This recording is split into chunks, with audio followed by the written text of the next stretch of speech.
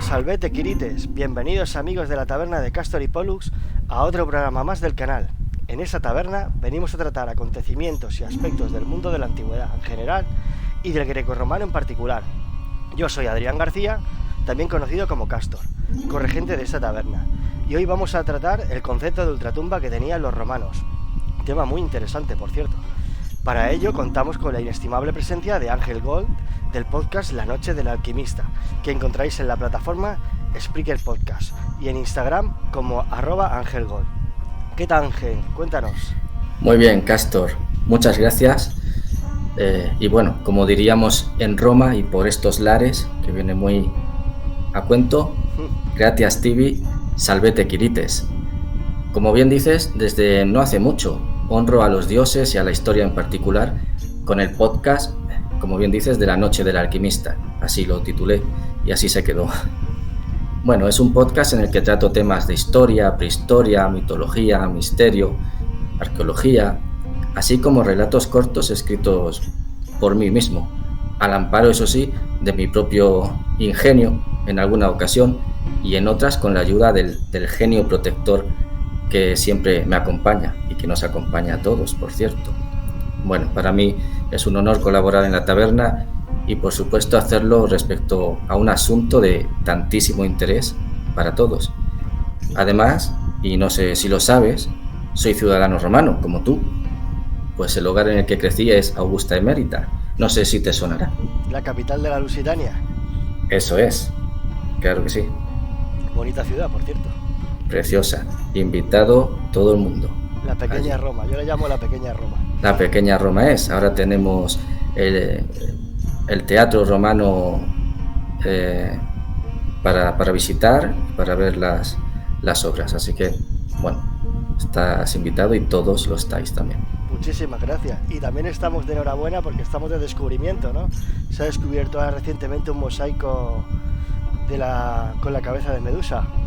Eso es, bueno, allí cada día tenemos algo, un descubrimiento. Allí, cuando hay obras, hay temor. Sí, el promotor se agarra de los pelos. Sí. No es para menos. Eso es. Pero bueno, es la verdad que es una ciudad maravillosa la que estoy deseando, sí. La que estoy deseando volver y presentar más material en mi cuenta de Instagram. Bueno, allí se puede hacer de todo. Pero bueno, vamos a hablar un poquito de la muerte. Por cierto, que no te lo he dicho, muchísimas gracias por estar aquí. Es un auténtico honor tener aquí entre nuestros seguidores y nos vas a revelar cosas que no nos damos cuenta, pero son más comunes de lo que parece. Muy comunes. Vivimos con ellas desde antiguo, desde muy antiguo. No hemos cambiado tanto. No hemos inventado nada y bueno, lo vamos a ir viendo en el transcurso del programa. Pues muy bien, Ángel. Pues nada, vamos a hablar de la mitología de la muerte, ¿vale? ¿Qué concepto tenían los romanos, ¿vale? Pues el concepto de la muerte no es monolítico, varía según las épocas en el pensamiento clásico. En los poemas homéricos es un mundo oscuro y tenebroso, tema frecuente de meditación por parte de filósofos. O sea, ya los filósofos ya planteaban estos temas, se nota que tenían mucho tiempo para ello, ¿no? Había que darle al coco.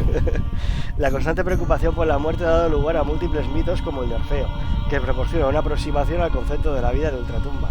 De ahí nacen los cultos órficos, los misterios órficos, ¿no? Misterios porque había que iniciarse y nadie sabía realmente cómo se hacía hasta que estabas iniciado. Claro. Pero bueno, es una pequeña aproximación, ¿no? A ver, una cosa es la mitología clásica, que es lo que los griegos, que después por ende los romanos adoptaron, ¿vale? Pues lo típico, ¿no? Las historias de los dioses, realmente no era lo que creía el grueso de la población, era todo más complejo, ¿no? Pero bueno, el concepto mitológico era que las almas viajaban al Hades, al mundo subterráneo donde estaba reinando el rey Plutón, hermano de Júpiter, y la diosa Proserpina, y allí las almas pues eran conducidas por Mercurio, ¿no? Atravesando la laguna Estigia en la balsa conducida por el famoso barquero llamado Caronte. previo pago. O sea, aquí nada es gratis y el infierno tampoco se Eso libra. no ha cambiado tampoco. Bueno, una vez el alma llegaba a la otra orilla, pues por fin llegaba al reino de Hades. Pero allí, ¿qué había, no? Pues estaba esperando Cerbero, el famoso perro de 3 cabezas. Una vez traspasado el perro de 3 cabezas, pues tu alma pues era juzgada, ¿no? Por los 3 jueces del infierno. Y ahí, según el veredicto, pues te podían conducir a una de las 7 zonas en las que se vivía el infierno, ¿vale? Las 7 zonas tendrían esta disposición. La primera era destinada para los niños neonatos que no habían nacido. Ellos no podían ser juzgados, por lo tanto tenían ese espacio para ellos. La segunda zona era para los inocentes que habían sido condenados injustamente, ¿vale? La tercera zona era para los suicidas. La cuarta zona era el conocido como campo de lágrimas, que era para los amantes infieles. O sea, allí por lo menos lo pagaban en la otra vida, o eso quería. Habría unos cuantos allí, seguro. Unos cuantos, seguro que estaban rebos. O sea. Está hasta arriba. Muy bien, la quinta zona era para los héroes que eran crueles en vida. Y después ya entraríamos a zonas que nos serían más familiares al oyente del siglo XXI, ¿vale? Que se dividirían en el Tártaro, que era la zona de castigo para los malvados, o sea, el equivalente a nuestro infierno, ¿vale? Eso es. Y en la zona número 7, pues estarían ya los campos elíseos, ¿no? El Elysium, lo que es conocido como el paraíso. Lo bueno, ¿no? Lo bueno, el premio para los benditos. Muy bien, pues vamos a adentrarnos más en lo que es el concepto del inframundo en Roma, ¿vale? De acuerdo. Según los testimonios literarios, pues la forma de permanecer vivo, digamos, es en el recuerdo de los vivos.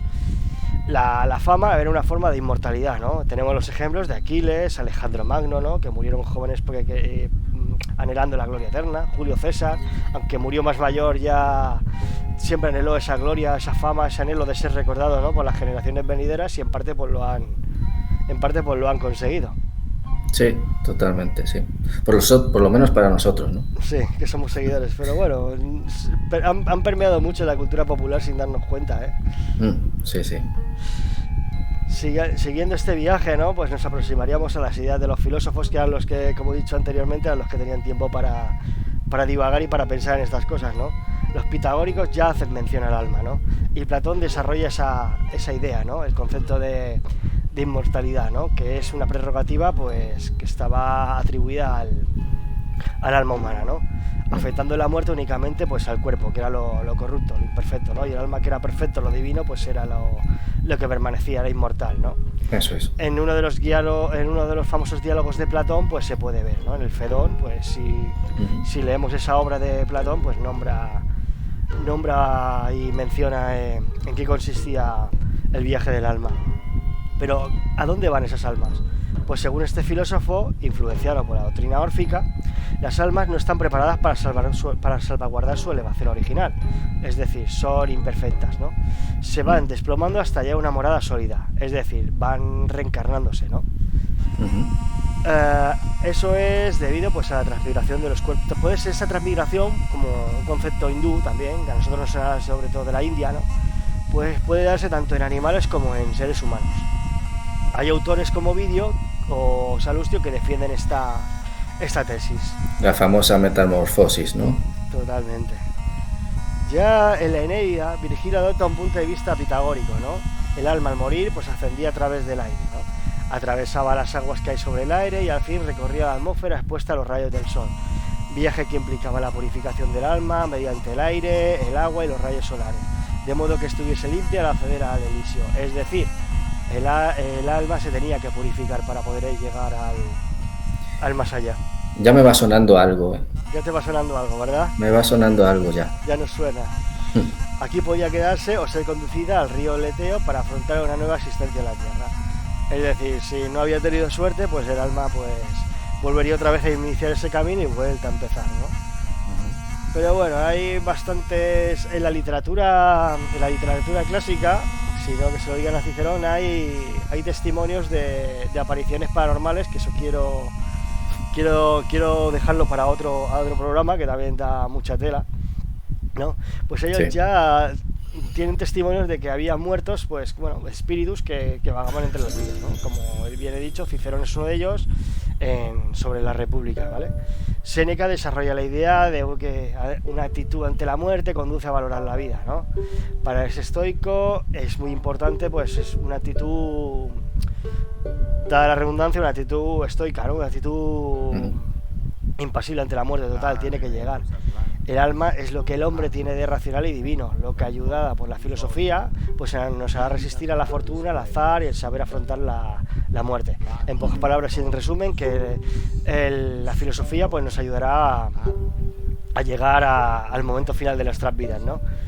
Pero sí, por contraste tenemos a los epicúreos, que digamos que es la competencia, ¿no?, de los estoicos, ¿no?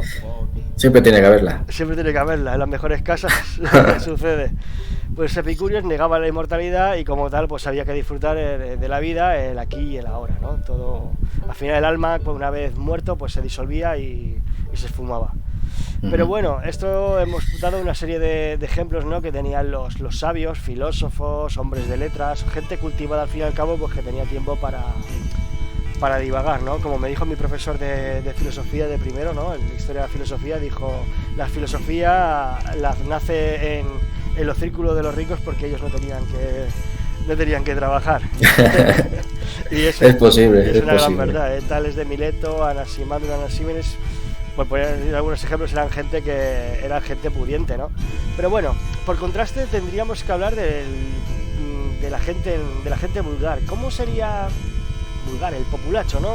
Dicho sí, despectivamente. ¿Qué concepto tendrían ellos de la muerte, no? Bueno, para empezar, y respecto a tu pregunta, Castor, sí que me gustaría empezar por algo que tenemos muy presente, que bueno, hoy en día estamos perdiendo un poquito, ¿no? Y que se lleva a cabo, bueno, en nuestra intimidad y en nuestra vivienda, ¿no? Y te hablo del culto privado. Tenemos el culto privado y el culto público, ¿no? Te voy a empezar hablando un poquito del culto privado para que veamos, conozcamos lo que son los lares, el genio, que lo he nombrado al principio, y los lares también, los manes, los lemures, cosas así, ¿vale? Y bueno, empezando por el culto privado, podemos decir que el más trascendental de todos era el de la familia. Hoy en día, como te digo, se va perdiendo un poco porque pues, como que nos vamos alejando de la familia. En Roma era todo lo contrario, ¿no? La familia pintaba y pintaba mucho. Cada casa tendrá lo que llamamos su focus patrius, o el hogar, que será el espacio más santo de la casa o más sagrado, que en donde cada día y en todas las comidas la familia ofrecía un pequeño sacrificio, ¿vale? 3 veces al mes, en la luna nueva o calendae, en el cuarto creciente, nonae, en la luna llena, el idus, y en el dies natalis, un día muy importante, el señor de la casa se orlaba de flores y guirnaldas y se obsequiaba con incienso, vino, perfumes y miel, pues en torno al hogar se realizaban los actos, como he dicho, más importantes de la familia. Hoy en día incluso también lo hacemos, como digo, se va perdiendo un poco, ¿no? Por ejemplo, el nacimiento se honraba y se realizaba el culto en la casa, en la vivienda, y el matrimonio incluso, que también se ve en algunas culturas, que no es la nuestra, ¿no? Por ejemplo, el sacerdote encargado de llevar a cabo este culto era el pater familias, o el padre de familia. Para el culto público siempre tiene que haber la otra parte, el culto público, la potestad recaería siempre en el Estado. Digamos que estaba bastante diferenciado, ¿no? Lo que era el ámbito privado del ámbito público, sí, ¿no? Que era competencia del Estado. Totalmente, todo lo que toca al Estado no tiene mucho que ver con lo que se hace en tu casa, ¿no? En el ámbito privado. Pero bueno, nos vamos a referir en este caso al culto privado, que creo que es lo que más nos interesa. Como te digo, el sacerdote era el pater familias, ¿no? Además, en el hogar se encontraba lo que es el lar doméstico. No sé, a todos nos suena eso de ¿qué haces por estos lares? Viene un poco por ahí. El lar o los lares son espíritus tutelares que eran considerados como las almas de los muertos, encargados de proteger la vivienda. En su origen parece que fueron dioses infernales, se creía esto, ¿no? Y que perseguían a los vivos, lo típico del tormento, ¿no? de los muertos. En este sentido, el lar se relacionará con larva o larvae, que es el espíritu de los muertos que persigue a los vivos, lo que conocemos como fantasma o espectro, ¿no? Como vas viendo, son cosas que hoy en día tenemos la creencia, ¿no? Sí, en ello. Por lo que he podido apreciar, he visto que hay un momento de la historia en el que, digamos, los lares se dividen en dos, ¿no? Llega un momento en que ellos separan lo que sería un espíritu bueno de un espíritu malo, por así decirlo. Sí. Esa es la idea. Bueno, los manes serían los espíritus buenos, que los veremos más adelante, pero bueno, te voy contando, es la idea, vas bien por ahí. Este culto a los lares es de los más antiguos del Lacio, ¿no? En Italia, y figura junto al de Vesta o Vulcano, los penates, los manes y los genios, que me he hecho mención a ellos anteriormente también, como he dicho, y están entre las divinidades domésticas de los latinos, los sabinos y los etruscos. Viene un poco de ahí. No hay una idea clara en torno a ellos, pero sí se sabe que no son ni dioses ni hombres divinizados, sino personificaciones abstractas, vagos espíritus que protegen la salud y favorecen la prosperidad de la familia y todo lo que atañe a ella, la fortuna, todo lo que atañe a la familia. El lar familiar existía y protegía la casa, el lar familiaris se llamaba, pero por otra está el lar agrestis, que protegía los campos colindantes a la vivienda, ¿vale? Los lares tenían como altar el propio hogar y como templo el atrio de la casa, el atrio que conocemos como el patio cerrado, porticado que precede a la entrada de la casa. A estos lares y a Vesta estaban consagrados los alimentos y el salero. El salero era una pieza obligada en todas las comidas, no te podía faltar la sal, ¿vale? Porque eso significaba fortuna y buenos augurios.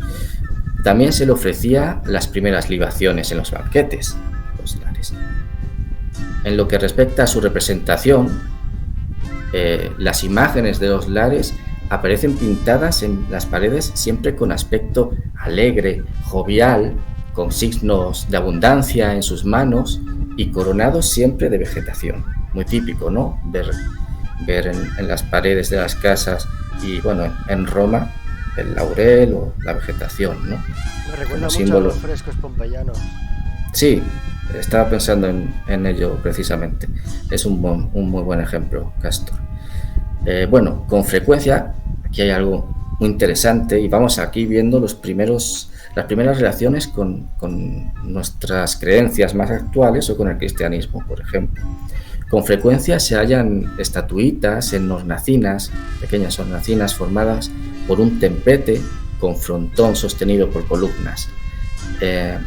Esto no sé si te recuerda algo, pero yo te voy a comentar que a mí me recuerda mucho a las pequeñas capillas provistas de frontón, sostenido también por columnas, en las que los cristianos guardan la imagen de la Virgen y que esta Virgen viaja de casa en casa, sobre todo en la tradición popular de los pueblos.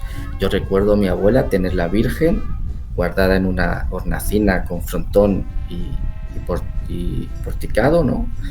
Sostenido por los pórticos, y iba la Virgen mudando, trasladándose de casa en casa, precisamente pues para eso, para proteger a la familia y el hogar.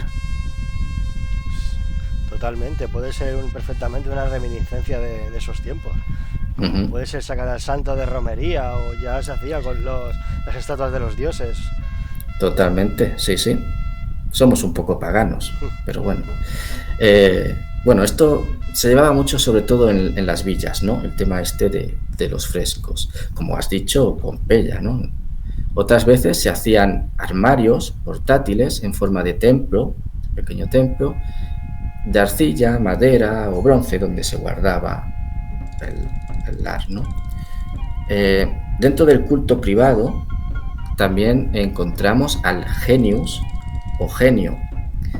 Yo creo que esto también te va a sonar a algo.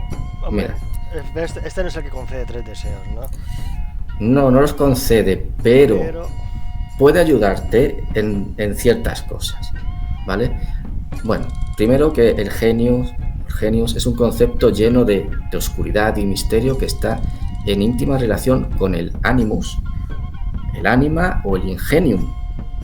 Todos lo conocemos, ¿no? Ingenio, qué ingenioso, ¿no?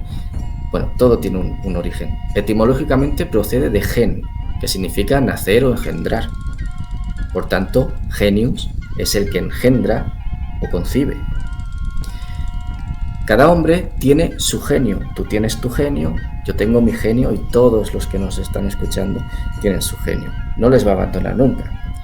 Que como Dios tutelar, vigila tus actos, nuestros actos, y los acompaña desde el nacimiento hasta la muerte. Algunos lo identifican con su alma o su fortuna. No sé si esto te suena a algo. Sí, me suena, sí, me va sonando a cierto ángel protector que tenemos todos, ¿no? Al ángel de la... O se supone que el folclore dice que tenemos al ángel de la guarda. Eso es. Esa es la idea, ¿no? La idea reciclada. Esa es la idea. Como ves, se ajusta perfectamente. Veremos más cosas en torno a este tema que nos recordará a ciertos aspectos que hoy en día llevamos a cabo. A la muerte a la muerte del hombre, el genio se cierne sobre... Esto también te va a sonar. El genio se cierne sobre su sepulcro y puede permanecer como espíritu bueno, manes, llamado manes, o espíritu malo, lemures o larvae. Esto sería... Es de condición... Eso sí, el genio es de condición exclusivamente masculina. Para las mujeres se atribuye la fortuna, la protección que estamos hablando, se le atribuye para las mujeres a Juno. Este genio de las personas, de todos nosotros, es representado como 2 serpientes, una macho y otra hembra. Su culto privado es bastante sencillo y también te sonará. Se le obsequia en el aniversario del nacimiento y las ofrendas suelen ser vino, flores, incienso, acompañados de danzas en torno a un altar. No sé si te suena esta celebración. Totalmente. Todo viene, como digo, de muy, muy antiguo. Parece que no. En cuanto a su culto público, como hemos dicho, había el culto privado y el culto público. Nos vamos a detener sobre todo en el privado, pero una anotación en cuanto al culto público. En cuanto a su culto público, el genius publicus se representaba como un hombre barbado, sí, más o menos como tú, quizás un poco más de barba.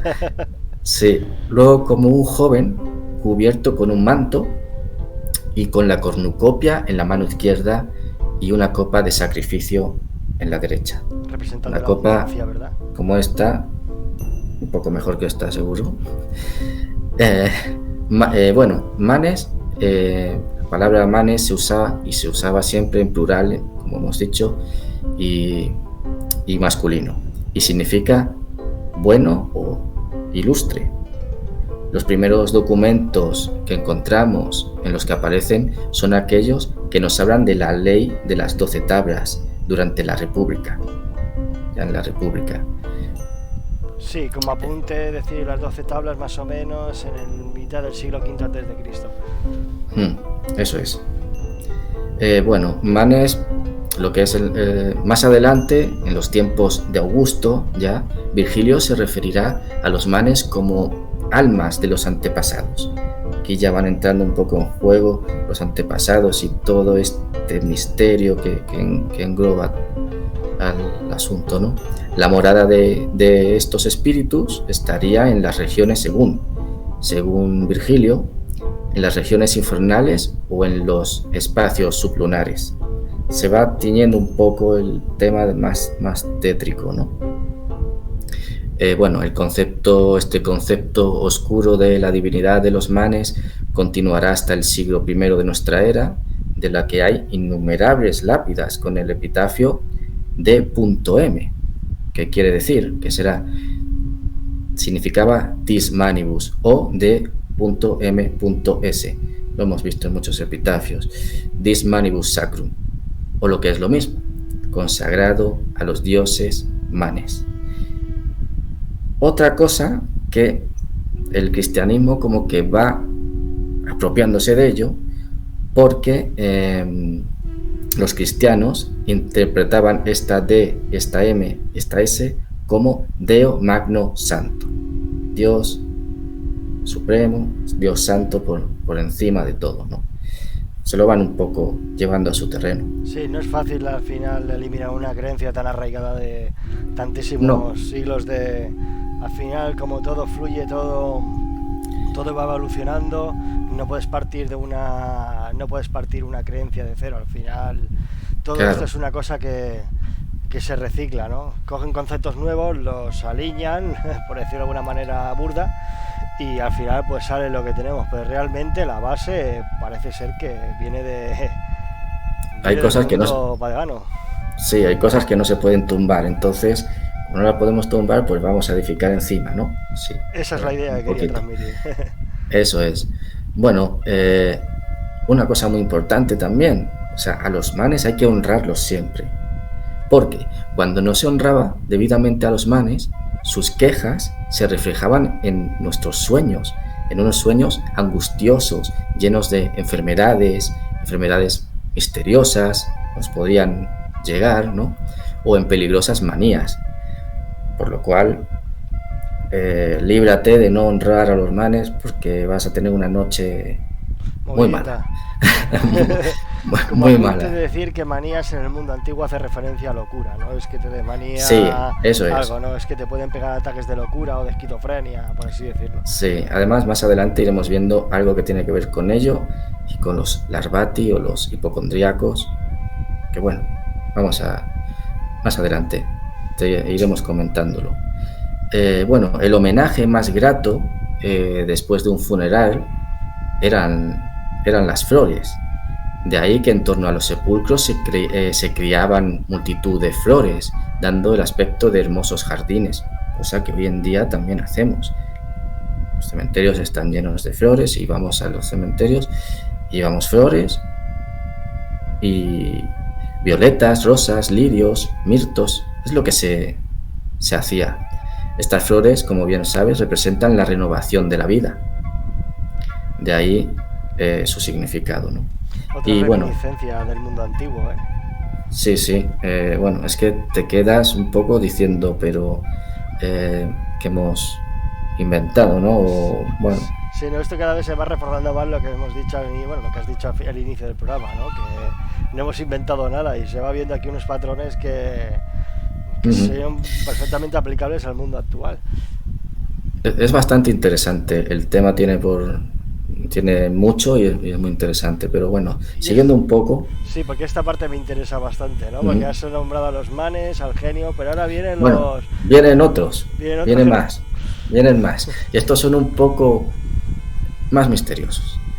Bueno, por último, entonces, dentro del culto privado también, como decíamos, tenemos los lemures y las larvae. Los lemures son espíritus de los muertos relacionados con los manes, sí, y las larvae también, pero son menos divinos que los primeros y menos terroríficos que los segundos, ¿vale?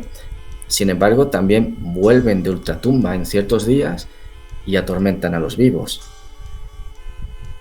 Es como te digo, poco a poco nos van a ir sonando un montón de cosas y rituales que llevamos a cabo, todo viene de aquí.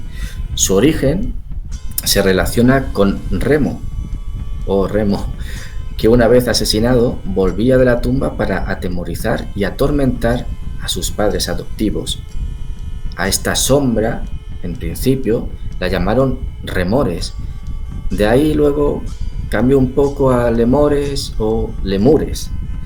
Como bien sabes, la tradición oral, yo te cuento una cosa, la tergiversamos, y va perdiendo un poco el origen etimológico, ¿no? Sí, y también el idioma tampoco es monolítico, ¿no? Al final no tiene nada que ver el español del siglo XII con el del siglo XVI con el actual, ¿no? La palabra va cambiando y al final pues tiene esta forma muy interesante, la verdad, me está gustando mucho. Hay más. Bueno, este es, como sabes, a mí este tema también me vuelve loco, ¿no? Todo lo que es el misterio, y vamos a seguir un poquito más, si te parece. Por otro lado, larvae o larva significa expresamente espectro, esqueleto, fantasma o aparecido también. Son las almas de quienes tuvieron una existencia desgraciada y vuelven para algo, vuelven para vengarse de los hombres en general y de aquellos que le hicieron sufrir. O sea, vienen a vengarse de los hombres malos. Tienen que recibir un escarmiento de alguna manera, ¿no? Pues aquí entran en juego las larvae. Son malvados y perjudiciales. En esto se diferencian de los lemures, que no son tan malvados, ¿no? Las larvae harán, aquí te lo he comentado un poco antes, pero es interesante porque las larvae harán enloquecer a los vivos. Una vez retornados, las larvae enloquecen a los vivos, quienes tocados por ellas, por larvae, reciben el nombre de larvati, es decir, los hipocondríacos, alocados por el terror o poseídos, como hoy en día los conocemos, ¿no? Que serán llevados a los templos. Fíjate lo que se hacía con ellos. Esto también me suena un poco, y ahora lo comentamos si quieres un poco. Eran llevados a los templos a dar vueltas en torno al templo, con antorchas de resina y azufre. No sé, esa imagen es como muy llamativa y se ve también muchas películas de terror, ¿no? Esto se hacía con estos hipocondríacos o larvati. Es increíble, La imagen tiene que ser dantesca, ¿eh? Sí, yo ahora mismo la estoy como vislumbrando, ¿no? Y me estoy como retrotrayendo a la antigua Roma. Ojalá pudiésemos hacerlo y solo mirar, ¿no? Mirar cómo dan vueltas con las antorchas a través del agujerito. Un poco escalofriante, ¿no? Bueno, se hacía así. Hay cosas que también no han cambiado mucho en esto. Bueno, nos van con antorchas hoy en día, pero bueno, tenemos ciertos lugares donde pues, personas un poco hipocondríaca en este caso. Pero hay más, te cuento. Dentro del ámbito privado están los rituales que rodean el momento de la muerte. Hemos comentado un poco antes, pero bueno, todo tiene un ritual. Roma era un ritual enorme, todo era un ritual, cosa que hoy en día se está perdiendo, ¿no? Un poquito, pero bueno, a ver si volvemos un poco a los rituales. Los romanos se preocupaban, como has dicho muy bien anteriormente, mucho por ofrecer ritos a los difuntos para que estos pudieran tener una vida eterna y feliz. Eureka, hoy en día pues también, ¿no? ¿Qué queremos? Honrar a nuestros difuntos y darles la sepultura idónea, ¿no? Para que tengan su vida más allá, en el Elysium, donde sea, mucho más feliz y por siempre. Para el romano de cualquier época, lo más importante fue siempre morir con dignidad. Tú lo has dicho también muy bien anteriormente, y tener acceso al ritual era algo necesario, y también tener una tumba en la que reposar sus restos, ¿no? y llorar al difunto y recordarle, porque en caso contrario su alma se veía condenada a vagar durante siglos y siglos sin ningún descanso. Que eso podía producir, ¿no? la creación, por así decirlo, de un lemur o un larvae. Eso es. Ese sería el origen, ¿no? Ese sería el origen. El alma insatisfecha. Eso es, que vuelve porque, bueno, no le hemos honrado ya lo suficiente, ¿no? Y esto explicaría por qué las familias, por respeto, por piedad, también por miedo, porque, bueno, hay algunos pues bueno, que lo hacen por miedo, ¿no? Algún escéptico digo, bueno, vaya a ser que pase algo, ¿no? Y sí, eso es, y sí. Bueno, pues ese sí siempre es un sí, siempre pasa algo. Bueno, pues se llevará a cabo el funeral y la sepultura con el mayor honor posible. Siempre eso para los romanos era algo innegociable e innegable, ¿no? Porque si no, te veías envuelto en un problema. Sin embargo, si no se disponía de suficiente dinero como para comprar el terreno destinado a la inhumación o un nicho en el que depositar la urna con los restos cremados, muchos no tenían reparos en usurpar las tumbas de otra persona. Vamos a ver, luego más adelante seguiremos hablando un poquito de esto, en un caso concreto de Mario y Sila, que bueno, uno se curó en salud y dijo, bueno, vamos a hacer las cosas bien, y otro no tan bien. ¿Vale? No se llevaban bien estos dos. No se llevaban bien, por eso, bueno, hay un tema ahí de huesos entre ellos. Bueno, en cambio otros, sí, los había más respetuosos, también preferirían integrarse en lo que se llamaba los collegia funeratica, de carácter gremial o religioso, que mediante el pago anual de una cuota o stipendium, que se llamaba entonces, quedaban comprometidos a velar porque los funerales reunieran los requisitos mínimos, cuanto menos. Ese tema en el futuro me gustaría tratarlo así, aunque sea brevemente, me gustaría tratarlo, porque también tiene su miga el tema este de los colegios. Claro, porque algunos, pues eso, no había dinero y había que solucionarlo de alguna forma, porque no se podía dejar el honor y la dignidad del difunto así, ¿no? Sin honrarle.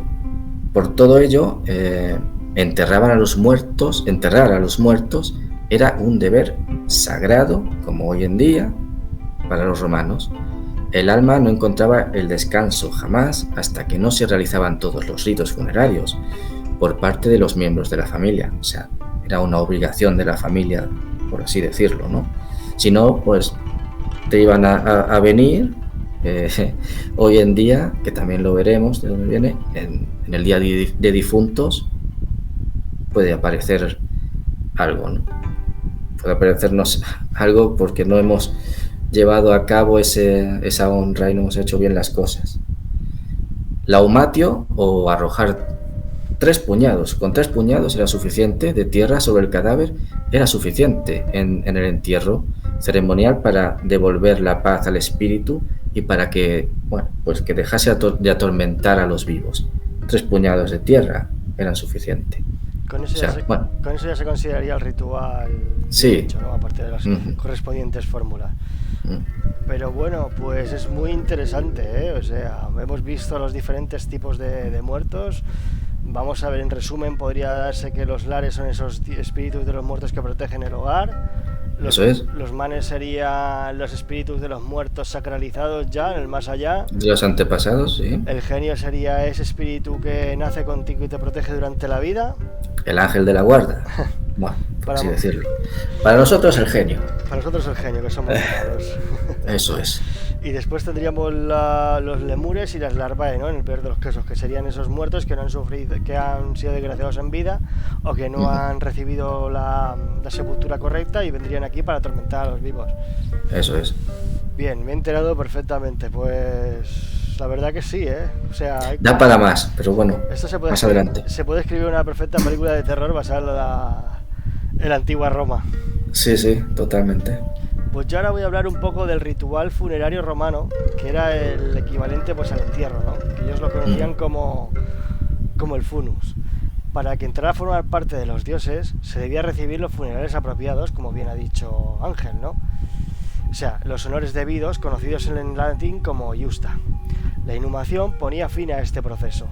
En el caso de olvido, irregularidad o de entierro indebido del difunto, este se convertía en un fantasma sin descanso hasta que esta incidencia fuera subsanada. O sea, esto ya está más que masticado, ¿no?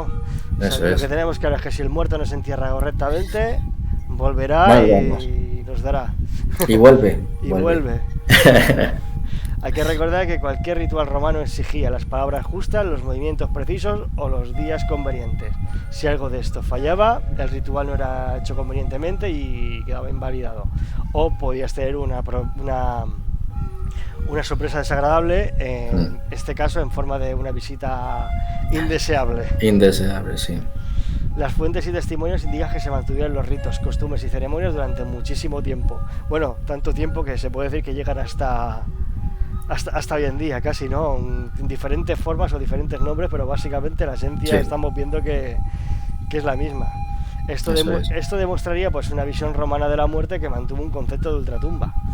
La necesidad de ser recordado, dejando constancia de su existencia y se rindiera culto a su numen y su nomen, para pervivir en la memoria. O sea, lo que hemos hablado de los héroes, ¿no? La necesidad de ser recordado. Siempre. Y después el tercer punto y el más importante, la necesidad de unos ritos funerarios con atenciones al difunto que se continuaban después de este tiempo para asegurar su descanso eterno. No bastaba con enterrarlo correctamente, sino que esto tendría que seguir haciéndose incluso después de la muerte y entierro del fallecido. No bastaba con una sola vez, ¿no? Muchos ritos estaban encaminados más a apaciguar los componentes malignos que a suplicarles favores como divinidades activas. Las divinidades activas se pueden ser, digamos, los dioses celestiales, ¿no? Como Júpiter o Mercurio, por poner algunos ejemplos, o Juno, aunque la religión romana era muy dada al sine pro quo, o sea, yo te doy para que tú me des, ¿vale? En el caso de los muertos, que al fin y al cabo es otra ramificación más de su religiosidad, pues sería más apaciguarlos, ya no es yo te doy para que tú me des, sino sería más yo te doy para que tú no me des. O sea, tú quédate ahí, que estás bien, ahí sé feliz en el más allá, pero por favor no vengas a recordarme de tu existencia, ¿no? Así estamos bien. Para ello, ¿qué se hacía? Pues se sacrificaban víctimas, se realizaban juegos, como los famosos combates de gladiadores, que como anécdota hay que decir que nacieron como sacrificios humanos en honor a grandes celebridades. Se les ofrendaban alimentos o libaciones en sus tumbas en días especiales. Por ejemplo, el día del cumpleaños sería una buena del difunto, sería una buena fecha para recordarlo. Se colocaban ajuares con enseres que eran del agrado o que formaban parte de las pertenencias del allí enterrado, y había objetos que habían sido inhumanos o se quemaban con ellos si eran incinerados el difunto. Los ritos posteriores al entierro se solían realizar como bien he dicho, el día del cumpleaños, en la Sparentalia, que es una fiesta que se celebraba el 13 y el 21 de febrero, y las Lemurias, que son muy curiosas, ¿no? Y ahora nuestro compañero Ángel nos lo va a explicar en qué consistía el ritual, ¿no? Yo os adelantaré que el día 9, 11 y 13 de mayo pues se daba a cabo este ritual de apaciguamiento de los famosos lemures. Sí, pues bueno, son fechas muy concretas y bueno, vamos a conocer un poco lo que era el ritual de apaciguamiento, ¿no? En estos días y todo lo que conllevaba, y también veremos que hoy en día pues también los realizamos y los llevamos a cabo, ¿no? Esas festividades también, bueno, pues que han cambiado un poco el nombre y han cambiado un poco la forma, pero como digo y dije desde el comienzo, todo viene de antiguo y todo tiene un origen, ¿no? Digamos que ha cambiado la forma, pero no en el fondo, ¿no? Eso es, en el fondo nada. Entonces, para este apaciguamiento, Rómulo instauró las Lemurias, vienen de Rómulo, ¿no? Parecida a las Parentalia, pero de carácter privado. Las Lemurias son de carácter privado y se celebran durante los días, como bien has dicho, 9, 11 y 13 de mayo.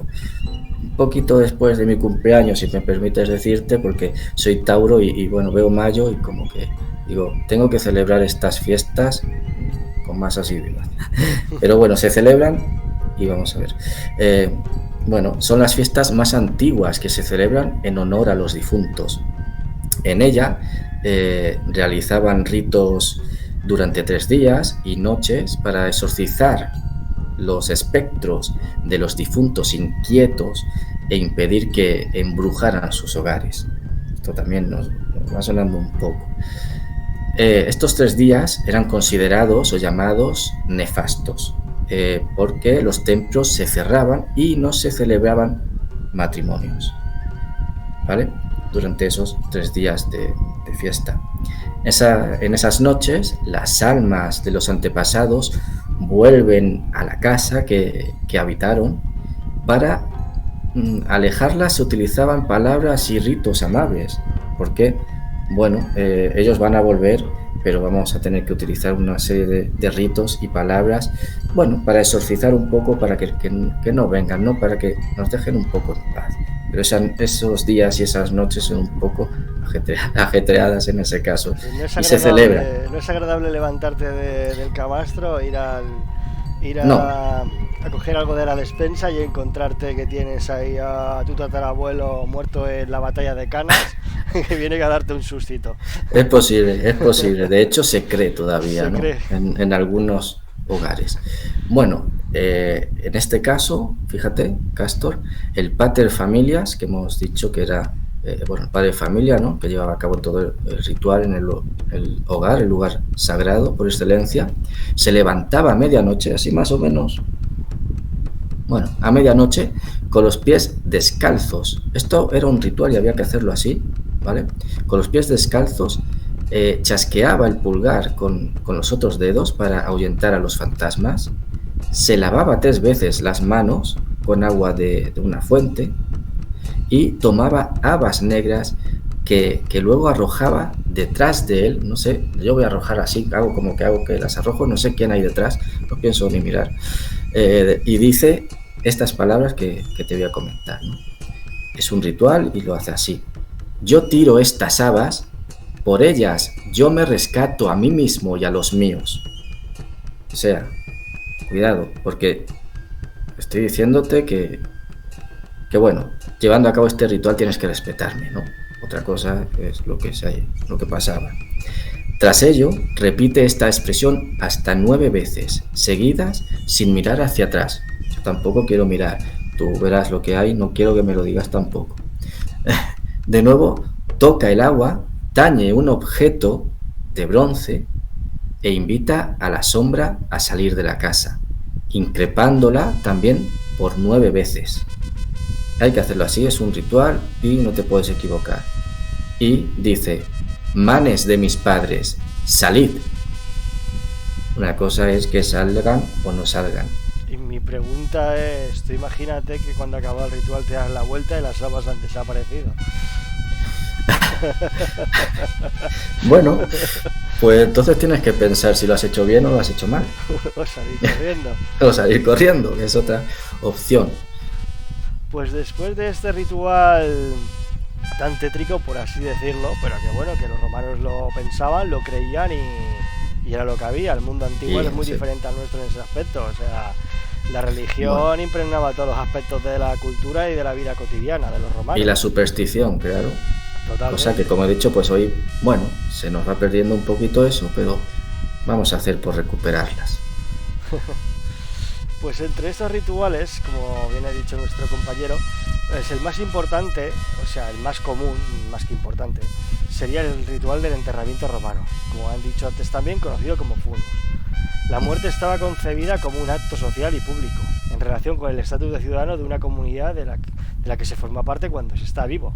O sea, eres ciudadano en vida y eres ciudadano en la muerte. O sea, al fin y al cabo, el mundo de la polis, todo el mundo se conoce. Después Roma al final creció como una megalópolis, una gran ciudad, pero bueno, el espíritu era ese, que todos los ciudadanos al fin y al cabo pues se conocían entre ellos, ¿no? Y todo se hacía en público. Sí. ¿Y en qué consistía este ritual? Pues el tiempo de luto para familiares directos, hijos, hermanos, era de 10 meses y no podían realizar fiestas ni utilizar adornos. Era un acto social. La celebración del ceremonial funerario consistía en un acto participativo ante la sociedad, en referencia al ciudadano romano. El ciudadano romano, ante todo, es un ser social. Y era un acto de gran antigüedad, contemplado ya en la anteriormente mencionada la ley de las 12 tablas, donde ya se restringe el lujo en los funerales y en la ornamentación del fallecido. El funeral se iniciaba en casa del difunto, el lugar donde moría. La familia acompañaba al moribundo a su lecho para darle el último beso y retener así el alma que se escapaba por su boca. Tras el fallecimiento se le cerraban los ojos, se le llamaba 3 veces por su nombre para comprobar que realmente estaba muerto, y a continuación se le lavaba, perfumaba y se le vestía. Se permitía colocar sobre la cabeza del difunto las coronas que había recibido en vida. Las coronas sobre todo hacían referencia a premios civiles o militares que había conseguido por sus grandes gestas, ¿no? Siguiendo la costumbre griega, se depositaba junto al cadáver una moneda para Caronte. Eso es algo de influencia griega, ¿no? Normalmente solía corresponder pues a una de bajo coste, era corrígeme si me equivoco, creo que era un óbolo. Finalmente el cuerpo del difunto se colocaba sobre una litera con los pies hacia la puerta de entrada, rodeado de flores. Vuelven a salir aquí las flores, símbolo de la fragilidad de la vida y la renovación, como anteriormente también hemos mencionado. Sí. Y se quemaban perfumes. Pues ¿por qué se podrían quemar perfumes? Por lo que es evidente, ¿no? Sí, ¿no? Morirte en agosto en Roma, pues debía de ser un festival, una cacofonía de olores curiosos, ¿no? Curiosos. Mezclados con los que podría haber, ¿no? Sí. Según la condición social, permanecería expuesto de 3 a 7 días. Pues imagínate la que se puede liar ahí. Sí. En la puerta de la casa se colocaban ramas de abeto o ciprés para avisar de la presencia de la muerte en el interior. Como señal de duelo evitaban prender fuego en la casa. La muerte era algo que era impuro, o sea, eso también era también una obligación porque, por ejemplo, los vestales y los flámines, que no podían estar en contacto con la muerte, al ver una rama de ciprés o una rama de abeto, pues ya se tenían que alejar ahí. El transporte a la pira funeraria o a la tumba era la parte más pública. El entierro de un romano de elevada condición se caracterizaba por la solemnidad del ritual. O sea, más nivel social, más solemnidad y más pompa, por así decirlo. Como hoy, ¿no? Como hoy en día. El difunto era trasladado por las calles en una comitiva, tanto delante como detrás de la pompa fúnebris. Iba todo de un cortejo, músicos, porteadores de antorcha, el fallecido en una caja de madera abierta sobre una especie de camilla llevada a hombros por sus familiares y amigos. Tras ese testigo el resto de la familia, amistades, plañideras, bailarines, mimos, y si había ostentado una magistratura superior, pues las famosas fasques. Entre la aristocracia y las clases pudientes estaba extendida la costumbre de realizar un discurso de alabanza al fallecido, recitado por parte de algún familiar destacado.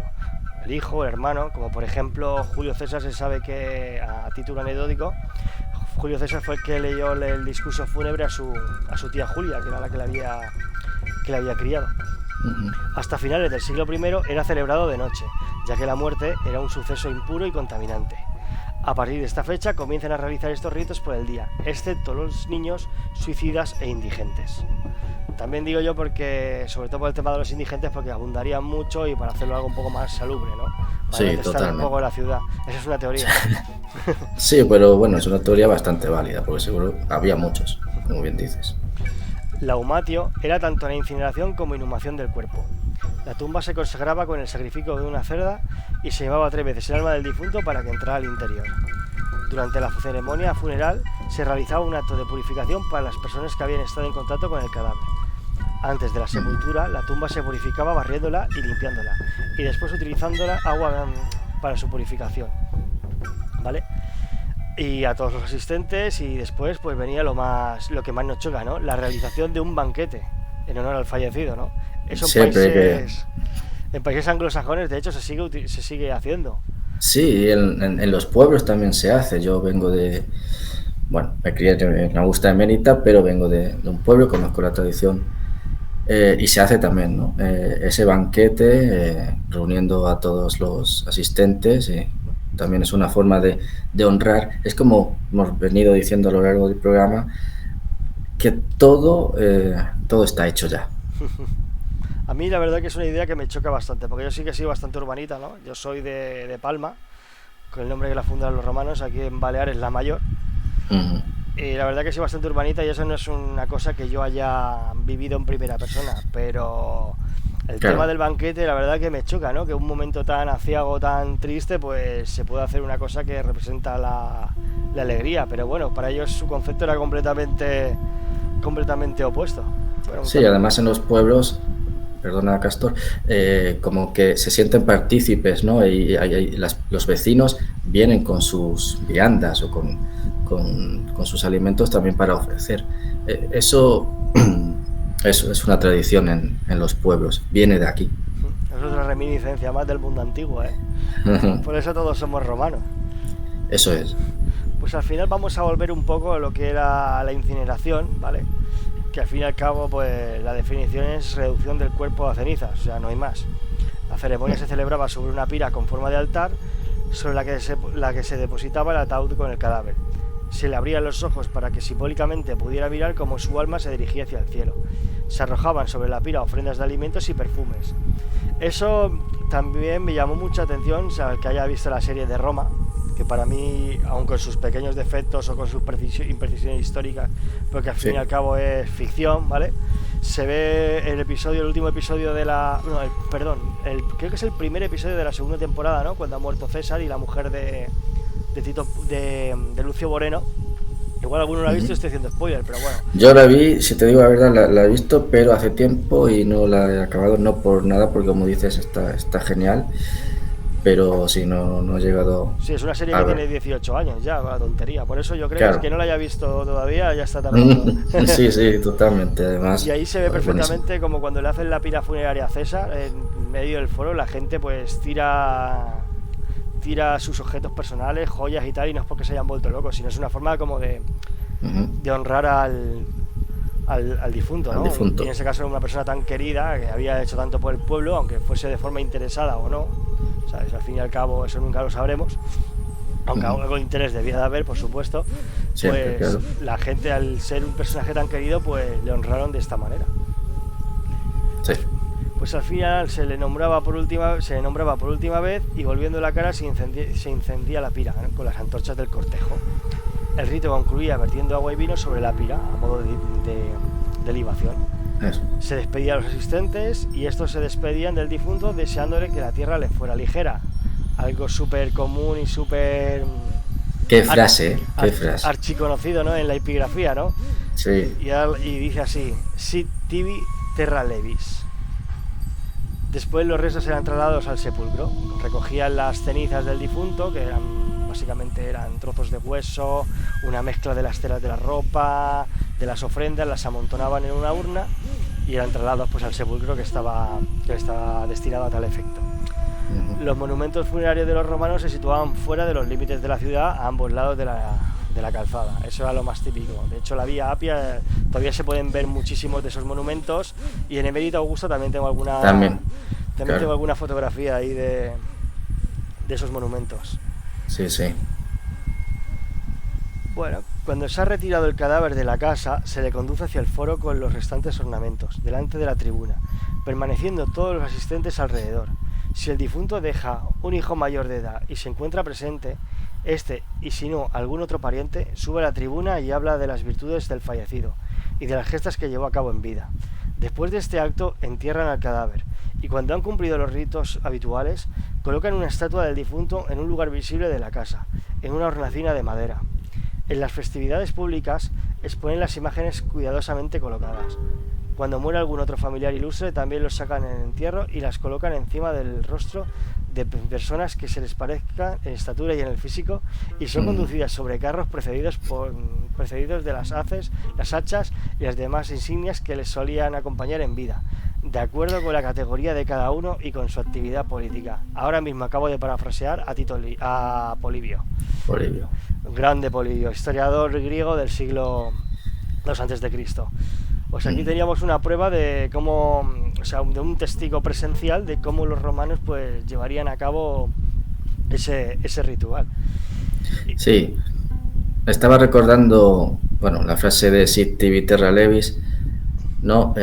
Tantas veces nombrada en la carrera y en epigrafía, que la tierra te sea leve, ¿no? Muchas veces en la facultad nos despedíamos así. Sí, ¿verdad? Ángel, que la tierra te sea leve. Sí, me ha venido ese recuerdo. Pues mira, Castor, yo quería darte un pequeño apunte más sobre la inhumación y la incineración, un poco para seguir con lo que estabas contando, ¿no? La inhumación o enterramiento era, como bien dices, también la práctica más antigua para los romanos. Tal vez siguieron las costumbres de los etruscos, que ya enterraban a los muertos en necrópolis subterráneas. Por otro lado, parece que la cremación se practicaba antes de la ley de las 12 tablas, allá por el año 451.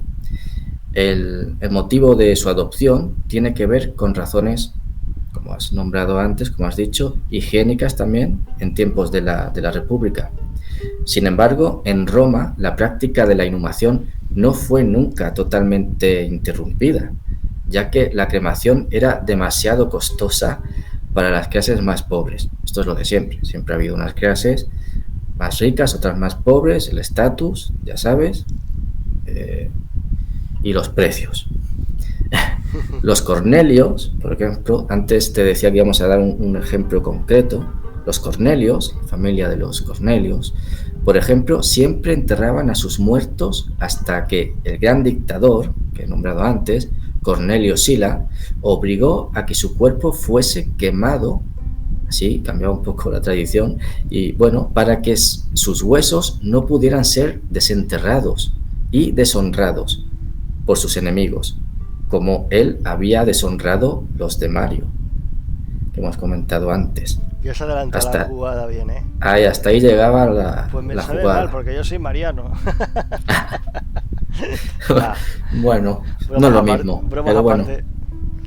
sí, pues hasta ahí, ¿no? Como ves, también, bueno, uno tiene sus creencias, sus ideas y sus ritos, pero se pueden hacer también las cosas de otra forma y las podemos cambiar dependiendo de quién y de para qué.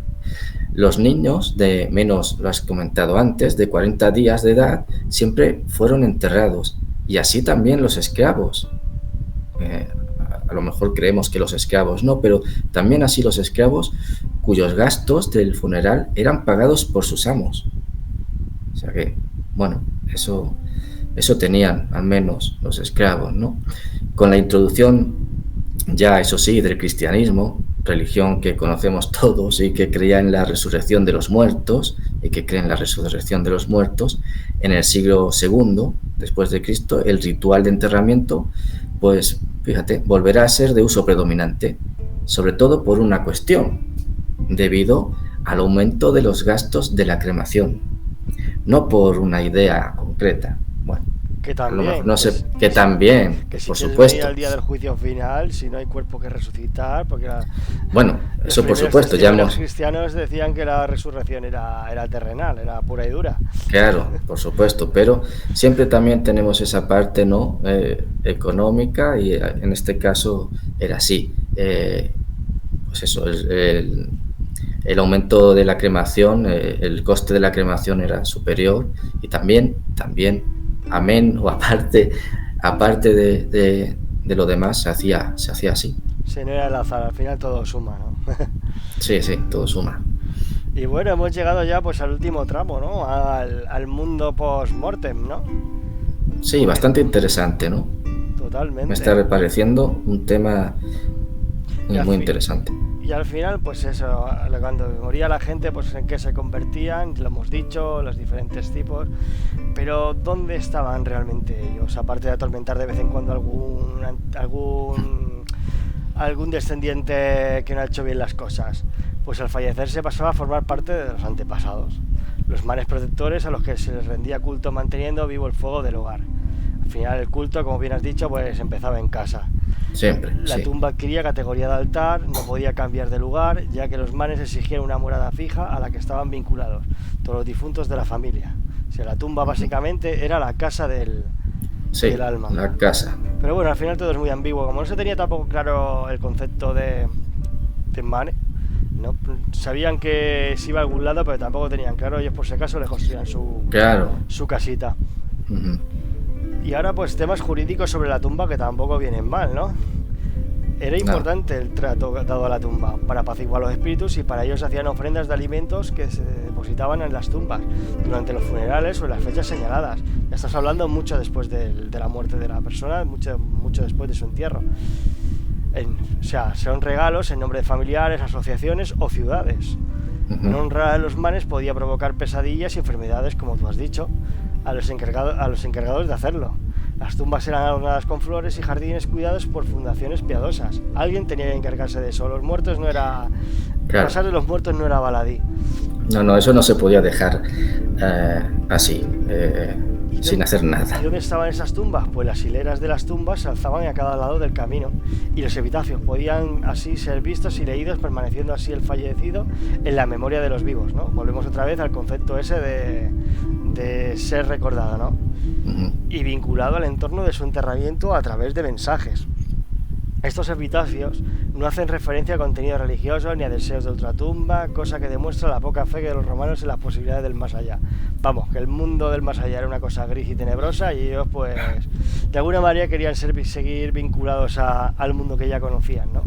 Sí. Pero bueno, pues estos epitafios eran escritos para ser leídos por los transeúntes para dejar constancia de su paso por la vida.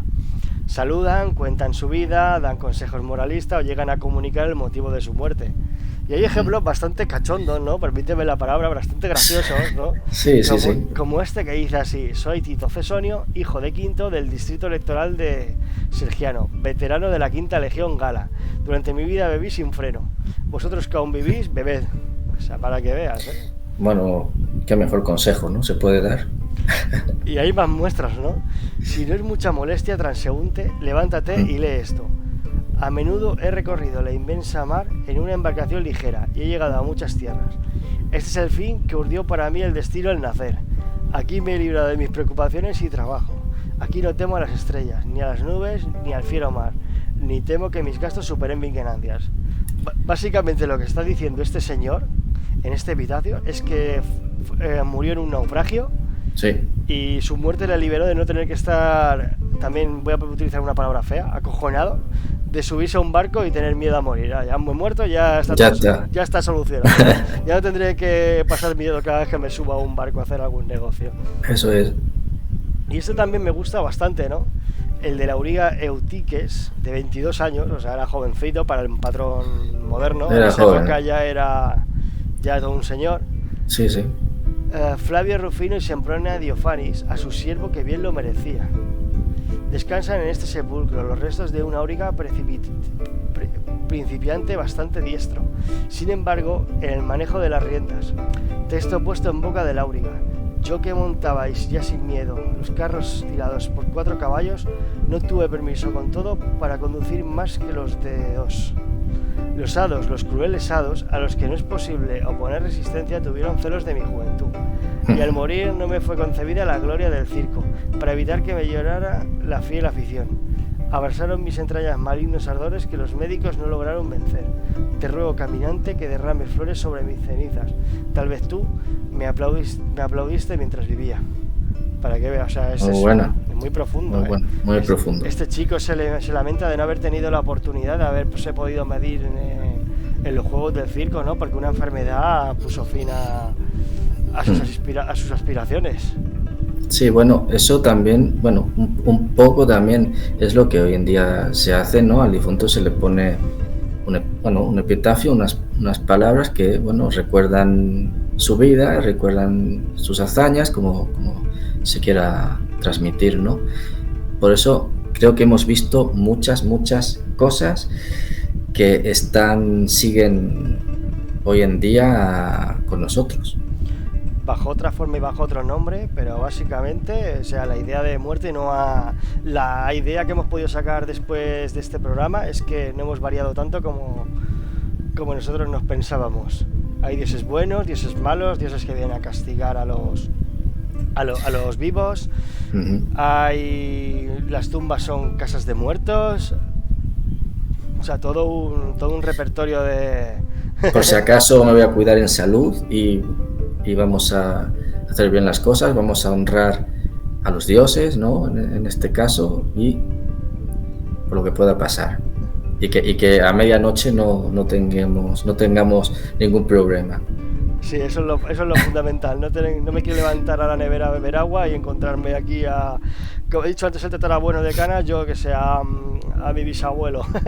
Yo que tú en el sueño ahora, en la noche, honraba a los dioses, que no se te olvide, vaya a ser que tengas alguna pesadilla o alguna visita Y te se extraña.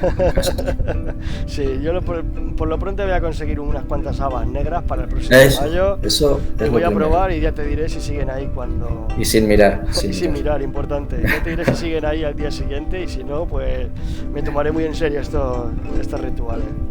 Muy bien. Pues nada, Ángel, todo un auténtico placer haberte tenido aquí en el canal. El placer ha sido mío y bueno, cuando quieras aquí estamos y ha sido un placer y me ha encantado, la verdad. El gusto ha sido mío. Te voy a dar una copia de las llaves de la taberna para que entres también cuando quieras. No voy a ganar para repartir llaves. Sí, bueno, suele pasar. Eso voy a enseñar. Y nada, y esto no acaba aquí porque hemos visto un poco lo que es la idea de la muerte y el concepto de ultratumba que tenían los romanos, pero faltaría tratar dónde era enterrada esta gente. Hay más cosas por mirar y ojalá podamos hacerlas. Hay mucho y muy interesante, es un tema fascinante para mí y bueno, y repito y reitero otra vez que he estado muy a gusto y ha sido un placer estar contigo y estar en la taberna. Pues muchas gracias otra vez, Ángel. Y nada, a nuestros oyentes, deciros que si os ha gustado este contenido, pues no olvidéis de darle a la campanita, darle like y compartir en el canal.